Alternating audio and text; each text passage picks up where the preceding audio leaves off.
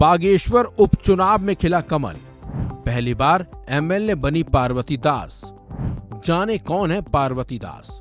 उत्तर प्रदेश की घोसी विधानसभा पर हुए उपचुनाव में एनडीए को भारी नुकसान हुआ है, लेकिन त्रिपुरा की दोनों सीटों और उत्तराखंड की बागेश्वर सीट पर हुए उपचुनाव में कमल खिला है। चलिए अब आपको बताते हैं कि आखिर उत्तराखंड की बागेश्वर सीट से आखिर जीत किसकी हुई है। बागेश्वर विधानसभा सीट से बीजेपी प्रत्याशी पार्वती दास ने जीत हासिल की है। पार्वती दास ने कांग्रेस उम्मीदवार बसंत कुमार को 2405 वोट से हराया है। हैरानी की बात तो यह है कि पार्वती दास का कोई राजनीतिक इतिहास नहीं रहा है और पार्वती ने पहली बार राजनीति में अपना हाथ आजमाया।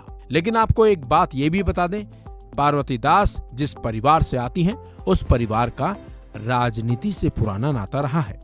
जी हाँ, पार्वती दास के पति चंदन रामदास बीजेपी के वरिष्ठ नेता थे और राज्य के कैबिनेट मंत्री भी रह चुके हैं। और तो और चंदन रामदास लगातार 4 बार बागेश्वर से विधायक भी रहे हैं। उनके निधन के बाद ही ये सीट खाली हुई थी और फिर इस पर उपचुनाव हुए, जहां से बीजेपी ने पार्वती दास को मैदान में उतारा था और बीजेपी का भरोसा काम आया, बल्कि पार्वती दास ने इस उपचुनाव में जीत हासिल भी कर ली। बागेश्वर उपचुनाव से राजनीति में एंट्री करने वाली पार्वती दास के खिलाफ कोई आपराधिक मामला नहीं चल रहा है।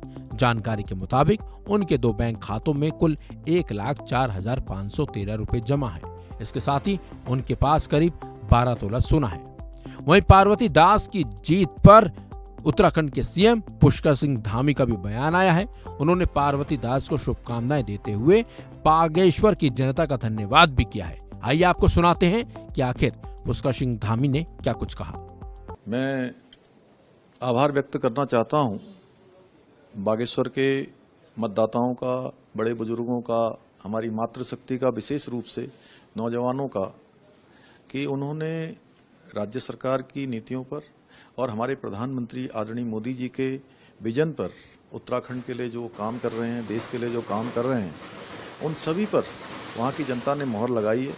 मैं पार्वती दास जी को बधाई देना चाहता हूँ और साथ में ये जीत चंदन रामदास जी को श्रद्धांजलि है। उनके रुके हुए कामों को, उनके लगाए हुए प्रस्तावों को, उनके सपनों को हम पूरा करेंगे। बीजेपी ने उपचुनाव में जनता से दिवंगत विधायक चंदन रामदास को श्रद्धांजलि देने की अपील की थी। इसी बीच चुनावी रैलियों में भी कई बार पार्वती दास भी भावुक नजर आई थी, जो कि हर बार अपने पति के निधन और उनके छूटे विकास कार्यों को लेकर जनता से चुनाव जिताने की अपील भी करती नजर आ जाती थी। इस तरह बागेश्वर की जनता ने पार्वती दास को एक और मौका देते हुए दिवंगत विधायक चंदन रामदास के सपनों को साकार करने के लिए मौका दिया है।